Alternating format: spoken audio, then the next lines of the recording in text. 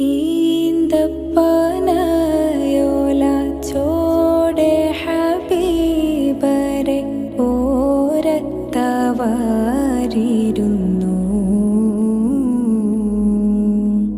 ജീവിതമാനബിയോരിലും നൽകി കരം പിടിച്ചേ നടന്നു.